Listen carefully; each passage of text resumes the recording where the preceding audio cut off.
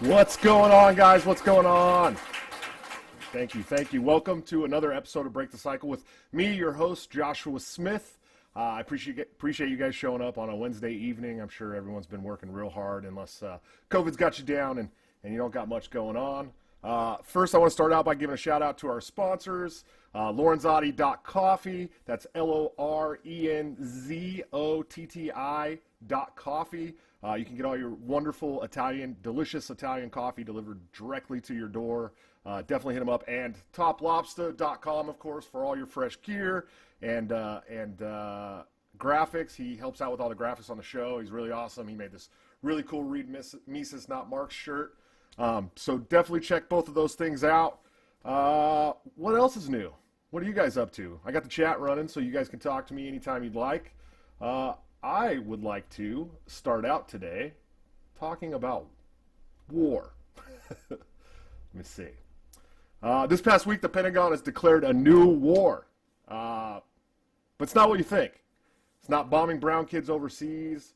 It's not WDMs in Iraq. It's not protecting poppy fields in Afghanistan or helping to starve Yemeni children. No. In fact, this one's against a public news outlet. Fox, to be exact. Tucker Carlson, to be more specific.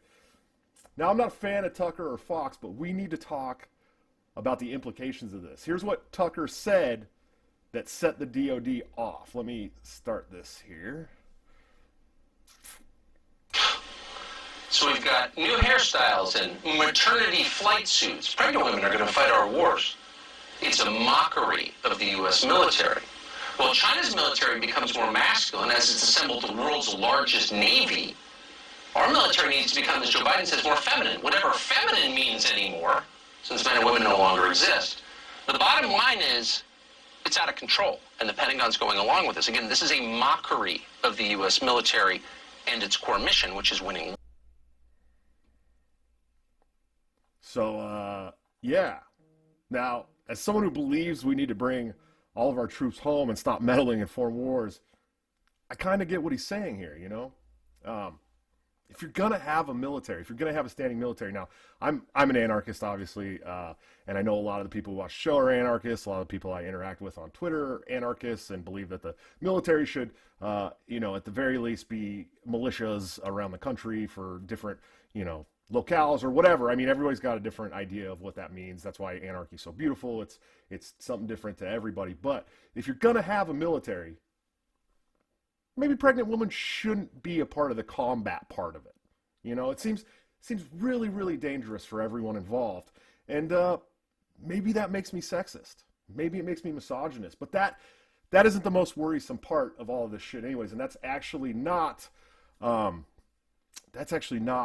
what I really want to talk about. I kind of want to talk about it. I want to talk about how, the Pentagon and the military thinks it's okay to go after a public news outlet, even if it's Fox. I don't watch Fox. I do watch Tucker every once in a while just because he's hilarious. And he says some pretty base things every once in a while. He has been pretty staunchly against the vaccines, and how they rolled out and how,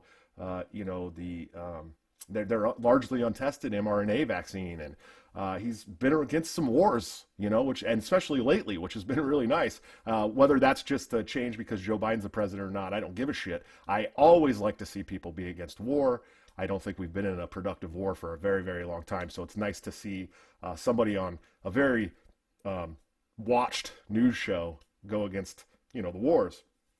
But when you look at the fact that there's more than double the troops in D.C. right now ready to fight disgruntled Americans as there are fighting the Taliban in Afghanistan, things get a bit more worrisome. And by worrisome, I mean it is clear that with Lloyd Austin being put in charge of the Pentagon, the second Raytheon payrollee, I almost said parolee, same thing, payrollee in a row to become the defense secretary, it's clear to see that we are getting a political tilt to our standing military. And as always, that's coming in the form of equality for all, as most tyrannical policies do. Let's watch one more Tucker clip. I won't inundate you guys with too many Tucker clips, but this may be the last one. Joe Biden has put a man called Lloyd Austin in charge of the Pentagon. Biden plucked Austin from the cynical world of private equity, but you're not supposed to notice that. You're supposed to notice only that Lloyd Austin is black. The real headline, however, is that Lloyd Austin is the second defense secretary in a row to have been on the payroll of Raytheon, the massive defense contractor. If you saw something like that happen in a Central American country, you would call it corruption, and you would be right. For centuries, our military has been self-consciously nonpartisan. In a democracy, it has to be that way. The military has to be nonpartisan. No country can survive if its armed forces become a tool of a specific political party. We know that because it happens all the time, all over the world, and the consequences are always horrifying. It has never happened here. But Lloyd Austin is openly political. In his first days on the job, Austin made the entire armed services submit to a kind of political purity test. Anyone who had views that Lloyd Austin found, quote, extreme, had to leave. The rest of us watched as this happened. We saw it. Once again, no one said anything. The left approved. The right felt hamstrung because they support the troops. Of course, if you support the troops, you probably should speak up when they're being abused, as they were. My goodness. Where have we heard this before? China? North Korea? All those wonderful places that are bastions of liberty for the people that live under those rules. You know, one political party takes control of the entire country using the military. Yeah, it's never ended in anything bad. It's always better. You know, you'll probably get free health care, maybe college. You know, they'll be painting fake food at the grocery store for when people come to visit the country, but no big deal. No big deal at all. But how do you think that this works out for people that are trying to roll back the size and scope of an intrusive government, of an overbearing state? What do you think it looks like if we fill the military with the same Democratic Karens who are ready to turn people in for wearing a mask or having barbecues with their families or simply trying to go to work to feed their children? Do you think we'll ever get a say in what we put in our bodies? Will we ever be able to say decline to an untested or to take an untested, unproven, rushed mRNA vaccine? Will we get to keep our weapons of self-defense? Probably not. And that's exactly what this administration is setting up. I mean, it's clear to see. Double the amount of troops in Washington, D.C. right now. In Virginia, there's double the amount of troops than there are in Afghanistan fighting against the big bad Taliban that probably mostly doesn't exist anymore. It's crazy to me. So if you're a libertarian saying that egalitarianism needs to come first, or that we need to focus on your pet social justice projects over wars or the Fed, or you're gatekeeping people interested in liberty because they may differ on a view or two, just be aware that you're splitting the base and aiding in the ushering in this Build Back Better campaign that will likely land you in the gulag, or at the very least, some breadlines in your lifetime. We really need to be cognizant of this stuff. We really need to push back and make sure that we're not letting all this stuff get ahead of us. And we're doing a horrible job as liberty advocates right now. And now our military is taking political stances. You know, the commander of the Space Force still makes me laugh that we have a Space Force in case of the alien invasions, or in case they find oil on another planet, I guess. But we need to be cognizant of this, and we need to be ready to push back, because we all know where we're heading right now.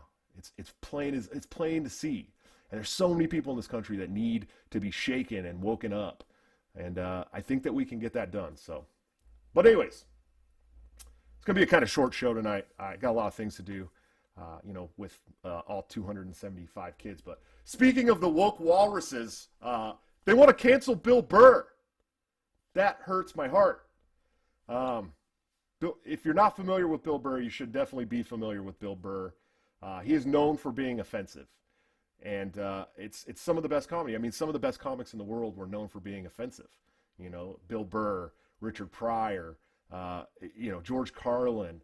I mean, it's just like, that's what comedy is. It's there to offend you, but also to make you laugh at how real it is. He's unapologetic. He's not afraid to be canceled. He literally talks shit about the Wokians almost every time he does something. In fact, here's a clip of Bill Burr not giving a shit on Saturday Night Live. Plowing ahead. Let's talk white women here, shall we? Let's talk white women. White women, amazing your accomplishments over the last few years. I got to tell you, the way white women somehow hijack the woke movement, generals around the world should be analyzing this. Just to refresh your memory, the woke movement was supposed to be about people of color, not getting opportunities, the at-bats that they deserved, finally making that happen. And it was about that for about 8 seconds. And then somehow, white women swung their Gucci-booted feet over the fence of oppression and stuck themselves at the front of the line. I don't know how they did it. I've never heard so much complaining in my life from white women. My life is so hard with my SUV and my heated seats. You have no idea what it's like to be me.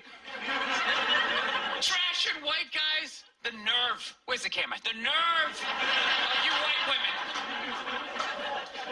Listen, I don't want to speak ill of my bitches here, okay? I know. Well, let's go back in history here, okay? You guys stood by us toxic white males through centuries of our crimes against humanity. You rolled around in the blood money. And occasionally, when you wanted to sneak off and hook up with a black dude, if you got caught, you said it wasn't consensual. Yeah, that's what you did. That's what you did. So why don't you shut up, sit down next to me, and take your talking to?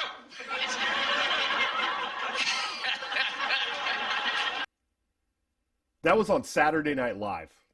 I mean, he's really known for being offensive, and that was hilarious. I mean, to anybody with a sense of humor whatsoever, that was hilarious.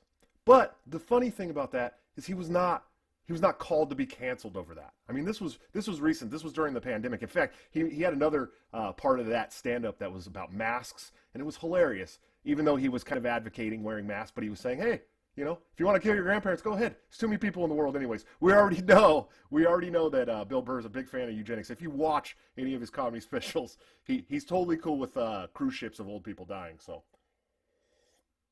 but anyways, no one called to cancel him over that SNL stand-up, hosting SNL and saying those things about, you know, the Wokians and the white women hijacking the woke movement, which is true. You know, I talk about this shit on my Twitter all the time. You know, it's always these middle class to upper class, like 20 to 30 something white people that have never had to live a hard life, that think that they have to be the king of the minorities and help them. And really, if you think about what they're doing, they're the racist ones. They're the ones that are saying, you know, these people aren't good enough to do this without my help, so I have to go help them. And, you know, then you got liberty advocates who are saying, hey, man, I think these people probably can do whatever they want. And if the government stopped, you know, the drug war and gun laws and all this shit, we'd be equal under, you know, in the eyes of the law. So, but anyways, after being active in comedy for more than 30 years, Bill Burr has been active in comedy. I didn't even realize it was that long until I started looking.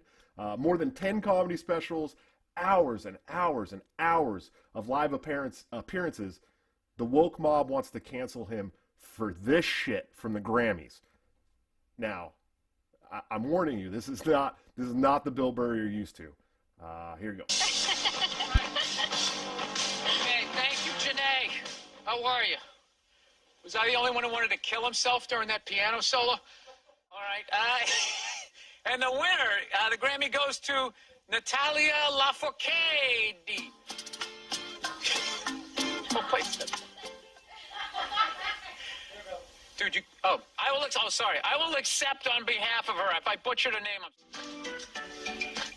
all right. Hey, how many feminists are like going nuts? So why is this white male doing all this Latino stuff? That's it. They want to cancel Bill Burr over that. Now, to me, it wasn't even very funny, honestly. I think Bill was trying to tone it down. You know, this was a internationally syndicated Grammys, and you know, the lack of crowd there, because obviously there was a very small audience. I mean, you did hear a couple of laughs and jeers in there, but it wasn't like he was bombing on stage. There was just no fucking crowd because everyone's terrified of COVID, so even the Grammys can't have, all these people. And if you actually watch the Grammys, I actually subjected myself to a ton of the Grammys to watch more Bill Burr there. Everyone winning awards, he was literally taking the awards on behalf of them. They were phoning it in over Skype. I'm going, what a fucking mess. Why even have the Grammys? Just send the awards in the mail and call it a day. But really, the whole thing gave me an awkward vibe. Really, I mean, it was just awkward, And for Bill, that's weird because Bill, if you watch any of Bill's stuff, I mean, he commands the room, he commands the audience. It doesn't fucking matter what the guy says. It's hilarious every time. I mean, just his voice alone is funny. And he actually, there's another clip I'll play at the end of all this. But he made, on that same SNL appearance, he actually started saying, talking about gifts from God. Rick Moranis got punched in the street. So, I mean, he doesn't give a shit. And what he says is always funny. So, but it was really kind of cringe. But to cancel somebody over that, it's not like Bill stepped into this role. First of all, it's not like Bill stepped into this role without anyone knowing who the fuck Bill Burr was. There's hundreds and hundreds and hundreds of videos on just YouTube alone of Bill telling people jokes that prove he literally does not give a shit about your feelings. And you want to cancel him over some PG made-for-television jokes that offended your delicate sensibilities because he said, cis white male and women in the same sentence? I don't get it. I mean, this comedian has gone after the woke crowd directly. He's insulted the Catholic Church, all races and religions, all ages. He talks about literally cenocide as an alternative to our growing population, and no one bats an eyelid. Then he goes on the Grammys, mispronounces some lady's name, says he wanted to kill himself because of a boring piano solo, and there's these calls to get rid of him. I don't know. Comedy's supposed to hit close to home. It's supposed to play on stereotypes. We laugh because most of the time, comedians are the only real truth tellers left in a society that would rather buy lies wholesale than deal with uncomfortable truths. I mean, that's what the whole cancel culture movement is about, is, they're uncomfortable truths. Half of the time, more than half of the time, the people that are being called for canceling just said something truthful. It really is mind-blowing. And, Dave Chappelle's not any different. Truthfully, he's more offensive. I mean, this guy literally made a joke about Michael Jackson molesting little boys, and he said, that was his actual answer to it. It's Michael Jackson. No one called to cancel Dave, except for some of the execs from the television company he used to work for. So he took a little sabbatical to Africa and came back. But the general population, the cancel crowd, they just watched his newest special. They didn't say anything about it. They can't, because his skin is darker, and they need to save him. It would completely defeat their hero complex if they were to call to cancel Dave. But you know what? Don't take my word for it. Let's, hold on one second here. Let's see what our resident Bill Burr specialist, Ace Archist, has to say about the woke mob canceling Bill Burr. Hold on, where'd we go? Ace, you there? Hello, sir. Hey, how's it going? I want to make sure you got audio. I'm doing well. How are you? I'm hanging in there, buddy. I can't complain. It's a nice Wednesday. Yeah, so, I mean, I may have some differing opinions than you slightly, but, Bill Burr, he's our sexy porcelain prince of comedy. He's being targeted by the outrage mob, as you said, once again, and he just presented at the Grammys. However, I do think that it's mostly just virtue signaling and not a serious cancellation campaign. Last year, as we remember, he had his SNL monologue and took heat primarily for pretty lightly poking fun at Pride Month, which, as a super gay man myself, I, of course, have attended a number of Pride celebrations. And in Times Square, you'll get this cavalcade of dudes with dongs out all over the street, which is quite a sight to behold. And you know what they say about Times Square is that there are 2 times a year where you can see the greatest balls, and the greatest balls come out, and that is New Year's Eve and Pride Month. And now, I think that Burr's pride joke, it was funny, and I felt that even there, as well as in the case of the Grammys, which you were just discussing, knowing that he was going to be on national TV and beholden to the leftist woke mob, he toned himself down and wasn't as incisive or as funny as we know that he can be when he's unrestrained. After presenting at the Grammys, he's primarily being blasted online for merely stating the obvious, which is that he is a white man and was presenting an award in a Latin music category. And we can imagine that if the shoe was on the other foot, if, say, a Latinx or Latin XXX man, as I really tend to enjoy, presented a non-Latin award and mentioned his ethnicity, the reaction would probably be different. On Twitter, the wokists are labeling him misogynist and racist, while the other side is pointing out that he is married to a black woman, which I don't think is the worst possible argument to make. And although I am a homosexual man, I wouldn't mind having a piece of that fine chocolate myself, if I do say so. I think in this case it is all just Twitter posturing, and again, I don't expect to see Bill Burr getting canceled. I believe that he's already solidified himself as being culturally left for years, and really it's just that the Overton window has shifted while he's pretty much remained where he always was culturally. And I think what really endeared himself to the left and to myself was his extremely gay cameo in the movie Zombievers, which is an excellent low-budget horror comedy, which is not about undead vaginas, but it is about a chemical spill from a truck which infects a bunch of beavers, causing them to become zombies. And the driver of that truck, of course, happens to be our porcelain prince himself, Bill Burr, and he is receiving roadhead from John Mayer at the time while driving, and obviously becomes very distracted, and let's just say that multiple chemicals are spilled in that scene.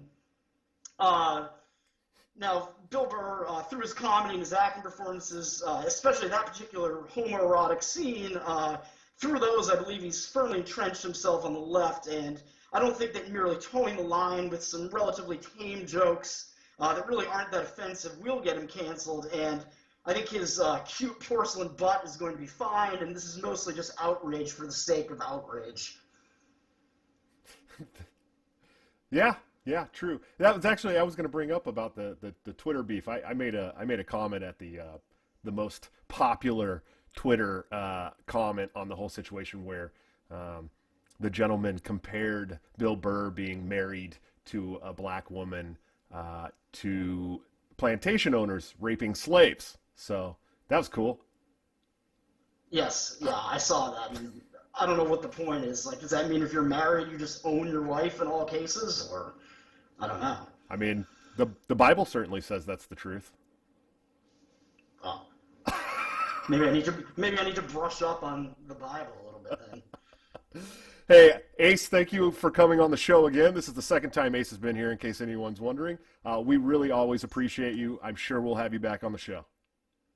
Thank you, sir. Hey, thanks a lot, man. Have a good one. You too. Whew. Ace is always spitting fire, isn't he, guys?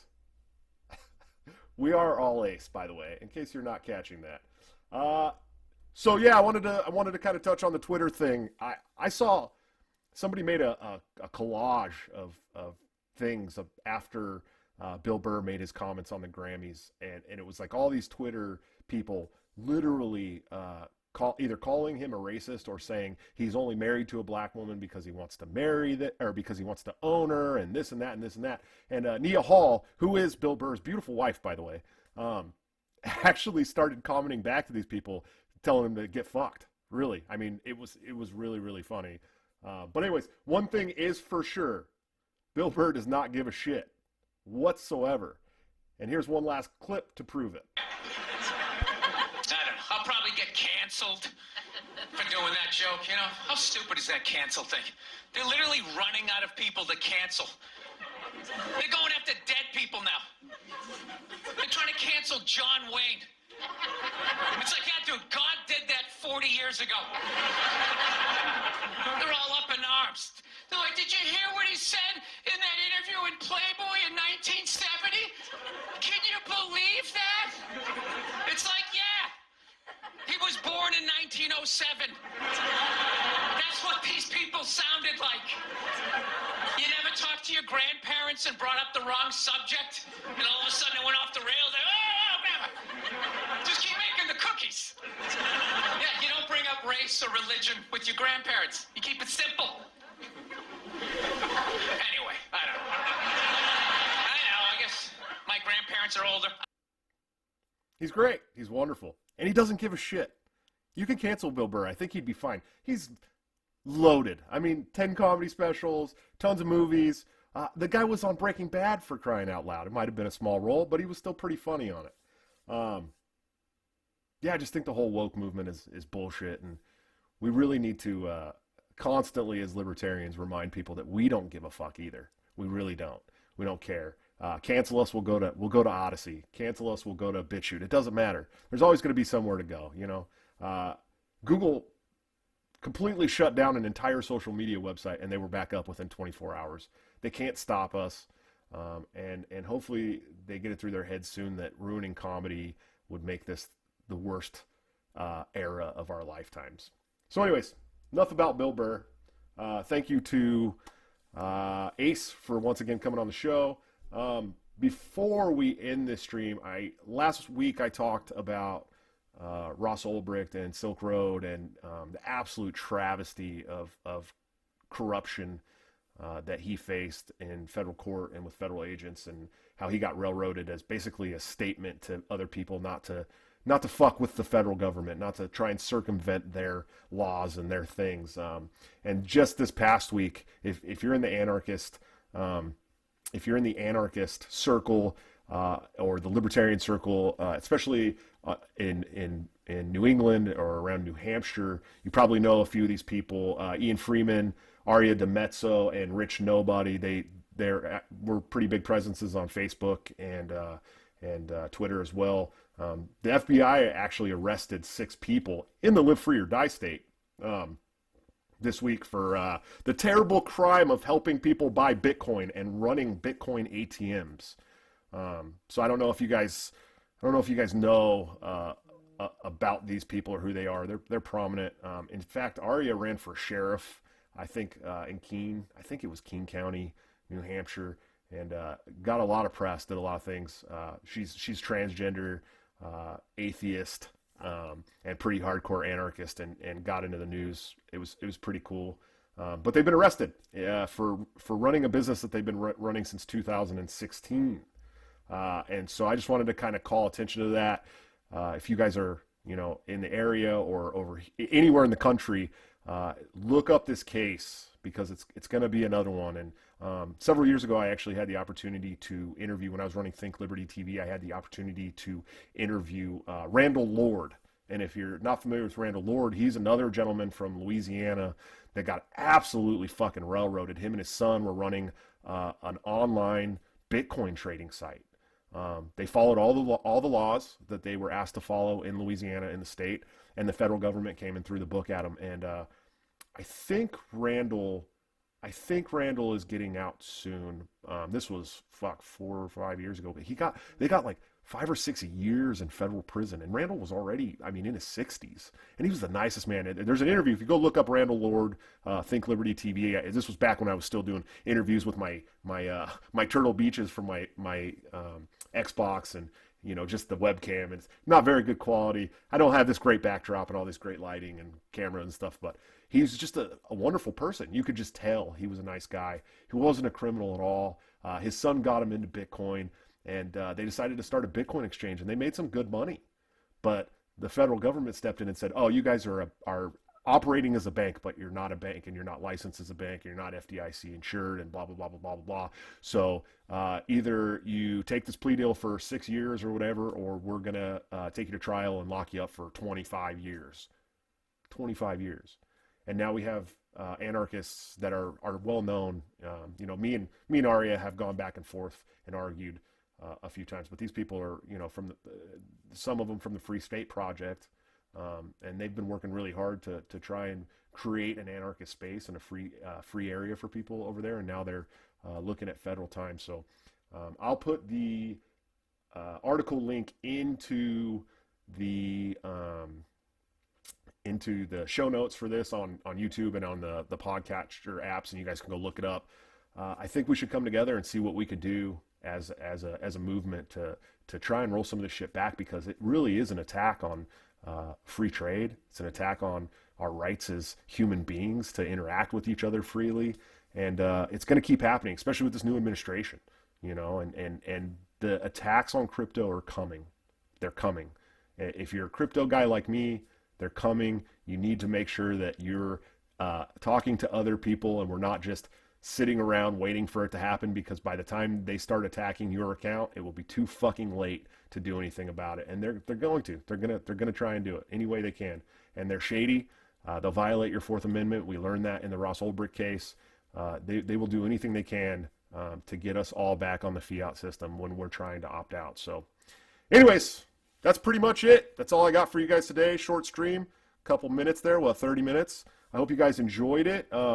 Here's the schedule for the rest of the half a year, pretty much all the way through June. Next week, we're going to have the most, hold on, let's see. Why am I messing this up? We're going to have the most consistent motherfucker the Libertarian Tupac, Dave Smith. That's on Friday, same time, 7:30. It's going to be a really, really dope show. We're going to talk about world domination. Libertarian Party domination. We're going to talk about his interview with Liberty Lock Pod and how uncomfortable that must have been, Clint. I'll say thank you on Dave's behalf. And then the following week on Friday, you guys are definitely going to want to smash that subscribe button, because then I got Shane Hazel coming on, and that's going to be awesome. Shane is the libertarian spoiler and the U.S. Senate candidate from Georgia, and I believe he's now running for governor of Georgia. And this man spits hot fire. I mean, he does not give a fuck. He's calling politicians bitches online every day. He's kind of like me if I was running for an actual public office. That's exactly how I'd handle it. I'm sure the Libertarian Party would hate me, but who gives a shit anyways. But yeah, and definitely check out our sponsors, Lorenzotti Coffee, or Lorenzotti.coffee. All your Italian coffee needs delivered directly to your door. Top Lobster, because he's awesome. He's doing these wonderful animations for the show. He's making the channel look really good, but he's also got some amazing gear. And if you use the checkout code BTC, like Bitcoin, you'll get a 10% discount on all his delicious gear. It's where I got this great Read Mises Not Mark shirt. It's where I got my Epstein Didn't Kill Himself hoodie. It's where I got my Fuck Around and Find Out hoodie. I mean, the guy's got amazing stuff. Scott Horton, and I think he's turning that Shane Hazel one into a new design. Some great Ron Paul designs. Definitely check them out. Let me give a wink to the Mad Ones. I think we're doing a show here soon together. That's going to be a lot of fun. But anyways, smash that subscribe button. We got real close to my 1,500 subscription goal today. I think we only got like within 15 before the show went live, so I appreciate you guys. New followers, you're amazing. Definitely subscribe on all the podcast apps that you can, and I will see you next Friday. But until then, don't forget to break the cycle.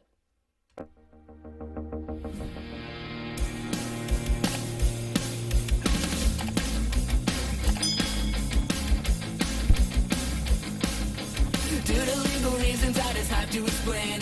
The lyrics of my last song may seem to contain a violent call to action in the verse and the frame, but I just meant it in Minecraft. The helicopter part was in reference to GTA 5 and the things you do. So any violence you commit, I am not an excuse, because I just meant it in Minecraft. For Chipper is my friend and he's constantly cold. Accusations of incitement getting totally old. Make your own choices, yeah, you have control, because I just meant it in Minecraft. Obviously, I would never advocate force, unless there's due process and a trial, of course. And if you're convicted, we will